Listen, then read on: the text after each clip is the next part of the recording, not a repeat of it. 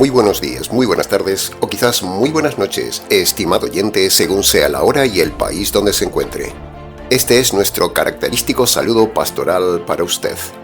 Les habla nuevamente el pastor bautista Nikos Ricoy, director del programa Encuentros y pastor general del Ministerio Tinajas, desde aquí, en Valencia, España, para todo el mundo hispanoamericano en diferentes partes del planeta.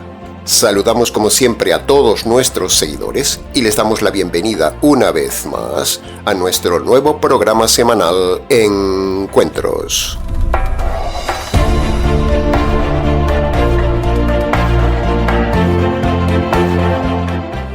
Uno de los temas que varias veces nos han preguntado en la consejería pastoral y uno de los temas más polémicos que hemos tenido con los católicos romanos a nivel doctrinal es sobre la aparente divergencia que hay entre lo que dice Santiago y lo que dice Pablo sobre el tema de la salvación por obras o por fe. En este programa de hoy trataremos de armonizar la enseñanza de ambos apóstoles y enseñar correctamente este tema. Tal como es nuestra costumbre, dividiremos el mensaje de hoy en varias partes para su mejor comprensión.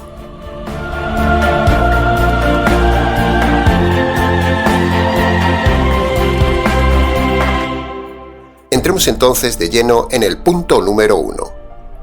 La Biblia no se contradice, estimado oyente. Solo hay que estudiar con cuidado los temas especiales que parecen contradecirse, como el tema de hoy. Pero el Espíritu Santo, el autor de toda la Escritura, no ha dejado temas que se contradigan. Dios ha decidido que la verdad esté escrita en su palabra, y que la verdad la posea la Iglesia verdadera, que es la difusora de la verdad. Si Dios es perfecto, entonces en la Biblia, que es su palabra, no puede haber contradicción, porque la contradicción es parte de la imperfección, y Dios es perfecto. Por lo tanto, no puede haber contradicción en su palabra. El problema siempre está en el hombre que no sabe interpretar correctamente la Biblia. Una cosa es que determinados temas sean difíciles, y otra cosa es que haya contradicción con los temas. La única contradicción que hay está en la mente de los herejes.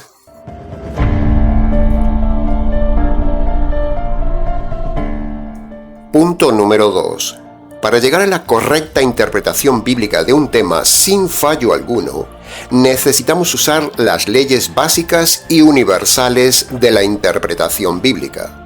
Esas 4 leyes imprescindibles, básicas y universales, sin las cuales nunca podríamos tener una correcta interpretación bíblica de cualquier doctrina, son: primero, la ley del contexto, es decir, debemos ver el antes y el después del pasaje que se está analizando. Segundo, la ley de la gramática, donde es imprescindible conocer algo de gramática básica para entender mejor el texto. Tercero, necesitamos la ley de la inferencia, que es la ley que nos hace ver lo que está escondido en el texto sin estar escrito, y es también la ley que nos permite sacar conclusiones del texto. Y cuarto, necesitamos la ley a fortiori, llamada la ley de pasajes más amplios, que dan más información con otros pasajes y que dan mejor explicación del texto que estamos analizando. Para preguntas del tema, escríbanos.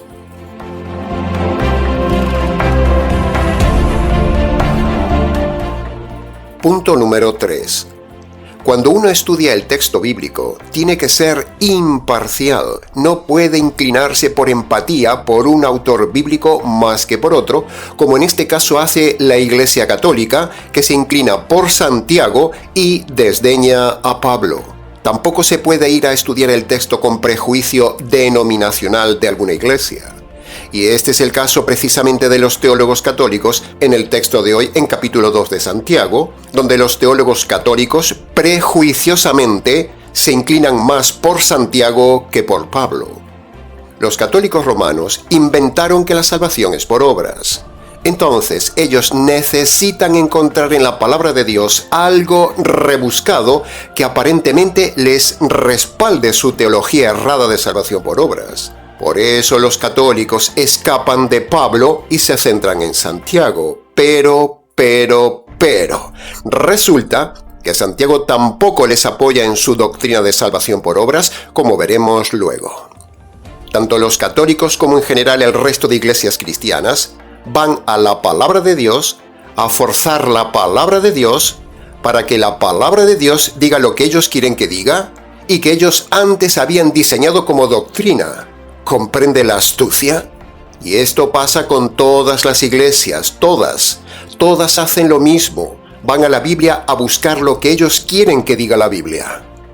Los católicos, los calvinistas, los pentecostales, los presbiterianos, los anglicanos, los rabinos, los unicitarios, los testigos, los mesiánicos y un largo etcétera. Todos, primero diseñan su doctrina eclesial y luego van a la Biblia a buscar o rebuscar algo que aparentemente apoye esa doctrina. Pero cuando estudiamos detenidamente esos pasajes, vemos que ni siquiera esos pasajes apoyan su doctrina. Pero, ¿qué pasa cuando se va así con esta actitud a la Escritura, a buscar lo que uno quiere encontrar? Bueno, ahí se genera entonces un problema. En primer lugar, eso es pecado. En segundo lugar, ellos harían que la Escritura entrara en contradicción, porque cuando ellos toman un texto forzado, pero luego analizamos otros textos de la Biblia fluidos, que no dicen lo que dicen las sectas, entonces ahí ellos hacen que la Biblia parezca que entra en contradicción. Por ejemplo, el caso de hoy. Los católicos fuerzan y manipulan lo que dice Santiago. Ellos dicen que Santiago defiende la doctrina de la salvación por obras, pero cuando vamos a Pablo, vemos que la salvación es por fe. Entonces ellos hacen que parezca que la Biblia se contradice, pero ¿no será más bien que los católicos están forzando el libro de Santiago para que diga lo que ellos quieren que diga? ¿Es posible que Santiago contradiga a Pablo? No. Lo que pasa es que los necios teólogos católicos fuerzan a Santiago, pero sin darse cuenta que Santiago no dice tampoco lo que ellos quieren que diga, y a la vez Pablo se les pone en contra. Cuando en realidad es que tanto Santiago como Pablo están en armonía y no defienden la teología católica. Punto número 4.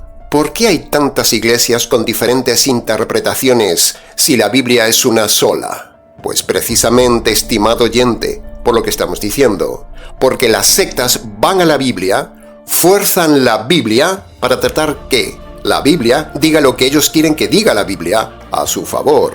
Tal es el caso de hoy en el tema de la salvación por obras que creen los católicos. Ellos primero creen que el hombre debe hacer obras para salvarse ante Dios. Y entonces, cuando leen Santiago, manipulan esos pasajes que parecen decir que la salvación es por obras ante Dios. Pero cuando estudiamos con cuidado el texto de Santiago y cuando llegamos a Pablo, vemos que la salvación no es por obras. Por eso decimos que por culpa de estas iglesias mal llamadas cristianas, la Biblia ante los hombres parece que se contradice y que cada uno puede interpretar a su manera la palabra de Dios. Pero en este canal, en el canal del Ministerio Tinajas, enseñamos toda la verdad doctrinal, integral, absoluta y radical, aplicando las 4 leyes de la hermenéutica para darle a usted la verdad en estado puro en todas las doctrinas y demostrar que la Biblia no se contradice. Cuando alguien fuerza la Escritura para que la Escritura diga lo que uno quiere que diga, eso se llama eisegesis teológica, y eso es pecado. Es como hacer que Dios diga lo que yo quiero que diga. ¿Se da cuenta de la gravedad del tema de las sectas? Pero por el contrario, cuando uno se acerca imparcialmente a la palabra de Dios, como dijimos antes, dejando que Dios nos diga lo que Él quiere decirnos, eso se llama exégesis. Y la exégesis es todo un arte. Es el noble arte que aplicamos y enseñamos en el Ministerio Tinajas cada semana para usted. Exégesis es aprender a que Dios nos hable por medio de su palabra la verdad sin que nosotros le pongamos prejuicios. Punto número 5. Habiendo dicho entonces estos puntos, entremos ahora de lleno en el tema de hoy a comparar lo que dice Pablo con lo que dice Santiago sobre la salvación. Con el estudio de hoy, usted verá qué fácil es armonizar la escritura cuando aplicamos las leyes de la hermenéutica para interpretar correctamente un tema delicado como el tema de hoy. Precisamente el tema de hoy es tan delicado que si usted cree mal este tema, usted se condenará. Así que fíjese si será importante este tema de hoy, estimado oyente. Antes de empezar a comparar Pablo con Santiago o Santiago con Pablo, queremos aprovechar esta oportunidad para hacer un paréntesis y denunciar a la iglesia calvinista que idolatra a Lutero, cuando Lutero despreciaba la epístola de Santiago diciendo que era paja. Todo calvinista debería saber esto, estimado oyente, y todo calvinista debería conocer todos los errores doctrinales y de conducta de sus reformadores antes de meterse en una iglesia calvinista. Si Lutero rechazaba la carta de Santiago negando que es la palabra de Dios, entonces todo calvinista reformado, por ser seguidor de Lutero y defender a los reformadores, todo calvinista que se llama reformado está siendo cómplice de Lutero y menospreciando la palabra de Dios, porque Lutero, el reformador, negaba la autenticidad de Santiago como palabra de Dios. Así que si usted es calvinista, debería tener cuidado por idolatrar a herejes como Calvino y Lutero, que enseñaron doctrinas falsas, entre ellas que la carta de Santiago no es la palabra de Dios. Bien, habiendo dicho este paréntesis, continuemos entonces con el punto número 5. Pablo dice en Romanos capítulo 3, versículo 20. Por las obras de la ley ningún ser humano será justificado delante de Dios. Y en Gálatas capítulo 2, versículo 16, Pablo dice: El hombre no es justificado ante Dios por las obras de la ley. En otras palabras, estos dos pasajes dicen que, por hacer obras buenas, nadie se salvará. Y eso va en contra de la doctrina de la Iglesia Católica, que dice que hay que hacer obras buenas para salvarse. Por eso los católicos no quieren saber nada con Pablo, porque Pablo derriba tajantemente la doctrina católica. Sin embargo, fíjese cómo son las cosas, que aunque los católicos ignoran estos pasajes de Pablo, porque va contra su doctrina, y se aferran a los pasajes de Santiago capítulo 2 para defender su tesis de salvación por obras, en realidad, cuando estudiamos detalladamente el capítulo 2 de Santiago, vemos que tampoco a los teólogos católicos les sirve usar el capítulo 2 de Santiago para defender su falsa doctrina de la salvación por obras, porque allí no se habla de salvación por obras ante Dios. Punto número 6. Ahora, preste mucha atención, estimado oyente y estimado oyente católico, a una pequeña frase de Romanos capítulo 3, versículo 20, donde está la clave para entender y armonizar el estudio de este tema de la justificación. Pablo, en Romanos capítulo 3, versículo 20, dice: delante de Dios. Es decir, el enfoque de la teología de Pablo en Romanos y en Gálatas es el de un hombre delante de Dios. Pablo está diciendo que un hombre no se justifica, no se salva por cumplir las obras de la ley, sino que delante de Dios una persona se salva por la fe. Así que esta es la frase clave. La diferencia entre Pablo y Santiago está en esta frase. Pablo está diciendo en Romanos y en Gálatas que un hombre delante de Dios solo necesita la fe para salvarse. Pero, Santiago, escúcheme bien, Santiago dice que un hombre necesita demostrar ante otro hombre, no ante Dios, un hombre necesita demostrar su salvación ante otro hombre por medio de las obras. Eso es lo que dice Santiago capítulo 2. Ahí está el punto clave y la diferencia entre Santiago y Pablo. En otras palabras, ¿cómo justifico yo mi salvación ante un hombre? Bueno, como una persona no puede ver mi corazón, yo justifico, yo demuestro, yo doy evidencia de mi salvación por medio de las obras que hago. Eso es lo que demostrará que soy salvo, no solamente por lo que digo con mi boca. Pero, ante Dios, yo no necesito las obras para demostrarle a Dios que soy salvo, porque Él vio mi conversión y lee el corazón. Ante Dios, estimado oyente, que es la teología de Pablo, solo necesito la fe para salvarme, pero ante los hombres necesito las obras para demostrarles que soy salvo. Esa es la teología de Santiago. ¿Comprende el tema, estimado oyente? Estas son las claves entre Pablo y Santiago que no ven los teólogos católicos. Pablo, en Romanos y en Gálatas, está hablando de la salvación de un hombre ante Dios por fe sin obras. Pero Santiago está hablando que un hombre demuestra su salvación ante otro hombre por medio de las obras. Se lo repito. Pablo en Romanos y en Gálatas está hablando de la salvación de un hombre ante Dios por fe sin obras. Pero Santiago en su teología está hablando que un hombre demuestra su salvación ante otro hombre por medio de las obras. Ahí está la clave. Para preguntas del tema, escríbanos. Punto número 7. Santiago está hablando en su carta a gente que ya era convertida, a gente que ya había creído que Jesús era el Mesías. Por lo tanto, ya eran salvos cuando les escribe la carta. Santiago no escribe su carta a gente inconversa para decirles que la salvación es por obras. No.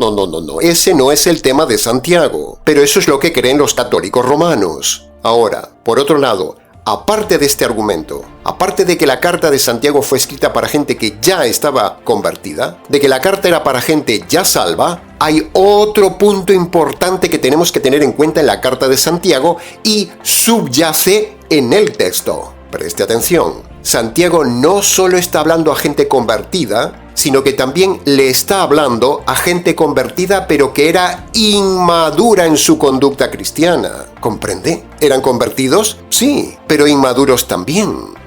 Cuando el contexto de la carta dice varias veces hermanos, eso por la ley de la inferencia nos dice que Santiago no está hablando a inconversos, sino a judíos que se habían ya convertido por medio de la fe en Jesucristo que era el Mesías. O sea, Santiago no está mostrando en su carta que las obras son para salvarse como dijimos antes. No.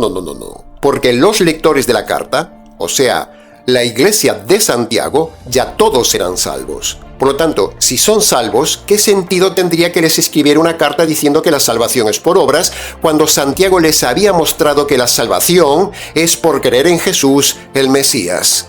Santiago no va a llamar hermanos a un impío. Por lo tanto, aquí el tema de la justificación no es el tema de la salvación por obras ante Dios, sino que, como dijimos, el tema del capítulo 2 es el justificar mi salvación ante otros hombres por medio de mis obras. En este caso, justificar la salvación a otros hermanos de la iglesia de Santiago.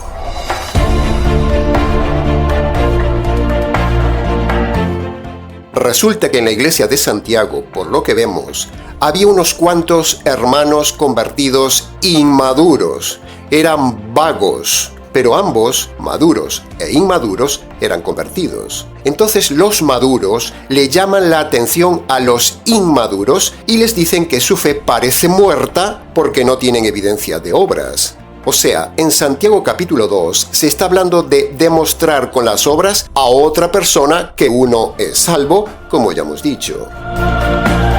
En las cartas de Pablo se presenta a un hombre ante Dios, y ante Dios un hombre solo necesita la fe, como ya hemos dicho. Eso es lo que repite muchas veces Pablo en Romanos y en Gálatas. Pero en Santiago estamos en otro plano. Estamos hablando de la evidencia de la salvación de un convertido maduro que le reprocha a otro convertido inmaduro que no está dando evidencias de salvación, o sea que no tiene obras. ¿Comprende el tema, estimado oyente? Este es el problema de fondo de la carta de Santiago. No que haya que hacer obras para salvarse, como dicen los necios católicos teólogos, sino que hay que hacer obras para demostrar a otro que uno es salvo. Pero esto no lo ven los teólogos católicos porque son ciegos. Los necios católicos solo ven la frase «por obras» y ya no ven nada más. Pero no se fijan en el contexto, que en la carta de Santiago, un hombre convertido está tomando cuentas de su salvación ante otro hombre, reprochándole que no tiene evidencias de salvación. Pero aquí, no se está hablando de hacer obras ante Dios para salvarse, estimado teólogo católico. Santiago está haciendo de árbitro entre los dos hermanos y entonces, en la carta, él da el veredicto. Entonces Santiago interviene y dice en el capítulo 2, versículo 24: Un hombre ante otro hombre justifica su salvación por las obras y no solamente porque diga con su boca que tiene fe en Jesús. Ve, ahí lo tiene, estimado oyente. Ahí tiene la ley de la inferencia que nos muestra lo que está escondido debajo de esa escritura y que los necios y ciegos teólogos católicos no ven. Imaginemos ahora la discusión entre los dos hermanos en la iglesia de Santiago. Un convertido maduro y un convertido inmaduro. Y uno le dice al otro: hermano, no estoy viendo tus obras. Dices que eres salvo, pero no veo tus obras. Trata de demostrarme si puedes tu fe sin obras, y yo te demostraré mi fe por mis obras. ¿Comprende, hermano? Entonces el hermano inmaduro le responde al hermano maduro: tienes toda la razón, hermano. Tengo que reaccionar, pero te puedo decir una cosa. Yo he creído que Jesús es el Mesías, y aunque estoy siendo algo flojo en mis obras, mi fe en el Mesías es inamovible. Sin embargo, gracias por tu exhortación, y a partir de hoy voy a dar evidencias de mi salvación ante los hermanos. Gracias, hermano, por tu exhortación. Eso es lo que se infiere en el texto de capítulo 2 de Santiago, estimado oyente. Punto número 8.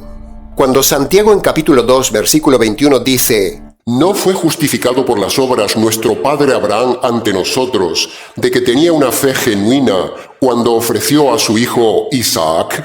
Ve, ahí tiene la ley de la inferencia, estimado oyente, que nos explica que el texto de Santiago habla de la justificación de la fe ante los hombres, no ante Dios. ¿Ante quién fue justificado Abraham en ese texto de Santiago capítulo 2, versículo 21? ¿Ante Dios? No, porque ante Dios Abraham ya había sido justificado mucho tiempo antes, allá en Génesis capítulo 15, versículo 6. Y eso fue mucho antes de ofrecer a su hijo, que es la obra clave que justifica ante los hombres la fe que tenía Abraham. Si Abraham se hubiera muerto antes de ir al monte Moria a sacrificar a su hijo, Abraham hubiera sido salvo, porque Abraham, ante Dios, antes de las obras de sacrificar a Isaac, él ya había creído lo que le dijo Dios, y eso Dios se lo tomó por justicia. Pero, para que los demás hombres vieran que Abraham se había convertido verdaderamente, que le había creído a Dios, él lo demostró a las generaciones futuras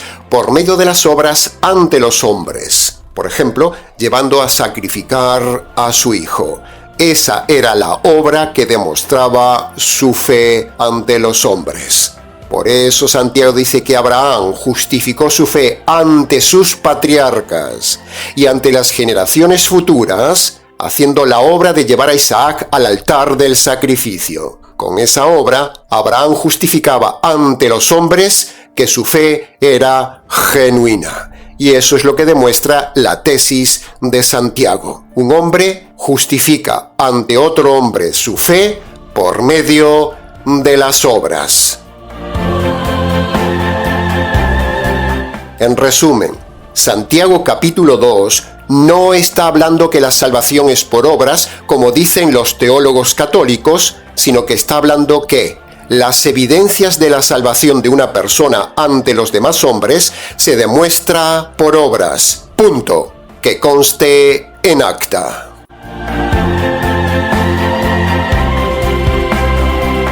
Entremos ahora en el análisis y comentario del punto número 9.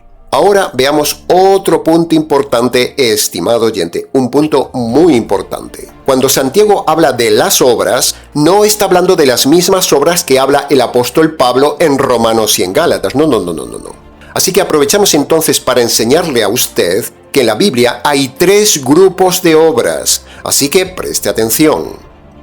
El primer grupo de obras en la Biblia son las que Pablo habla de las obras de Moisés, es decir, las obras de cumplir la ley de Moisés.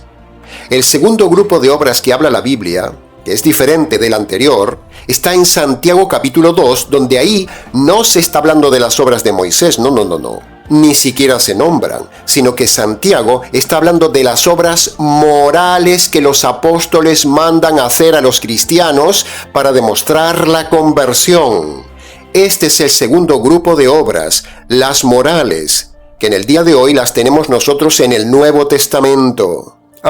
Pero hay un tercer grupo de obras en la Biblia y esas obras son las obras de Marcos capítulo 1 versículo 15, que son precisamente las únicas obras que todo hombre debe hacer para salvarse. En resumen, hay tres grupos de obras: las obras de Moisés, las obras morales y las obras de Marcos. M más M más M.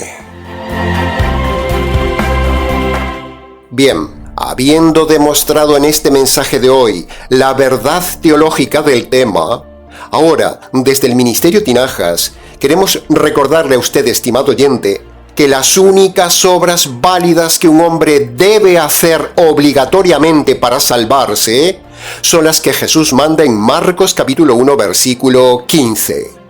Nuestra teología salvífica, nuestra soteriología, está basada en las propias palabras del Señor Jesús en Marcos capítulo 1 versículo 15, que están en un contexto de salvación y es imposible derribarlo por los calvinistas, los adventistas, los pentecostales, los unicitarios, los rabinos, los mormones, los testigos, los presbiterianos, los anglicanos y los necios católicos romanos, porque todos esos grupos tienen una salvación falsa que no está basada en Marcos capítulo 1 versículo 15. La verdadera salvación está en dos obras que usted debe hacer en su libre albedrío, como manda Jesús en el pasaje universal y el pasaje más importante de toda la Biblia para salvarse un hombre. Marcos capítulo 1 versículo 15, dicho por el mismo Señor Jesús. Que conste en acta. Bien, llegados entonces ya al final del mensaje, solo nos queda redirigir una vez más el tema de hoy al punto central que todo predicador debe llegar siempre. Precisamente, hablando de las obras que salvan, para que usted sea perdonado del pecado de ser católico, de ser adventista, de ser calvinista, de ser pentecostal, de ser unicitario, de ser mormón, de ser testigo, de ser falso bautista, de ser mesiánico, de ser presbiteriano o seguir a un rabino, para que usted sea perdonado por confiar que la salvación es por hacer obras buenas o por cumplir los mandamientos de su iglesia. Para que usted sea perdonado de haber ignorado y rechazado Marcos capítulo 1 versículo 15. Para que usted sea perdonado no solo de los pecados del tema de hoy, sino de todos los pecados cometidos en su vida y salvar su alma de la condenación eterna. Para todo esto, usted, estimado oyente, debe hacer las dos obras que Dios manda a todo hombre en Marcos capítulo 1 versículo 15. Nosotros, con gusto, una vez más, se lo recordamos con detalle.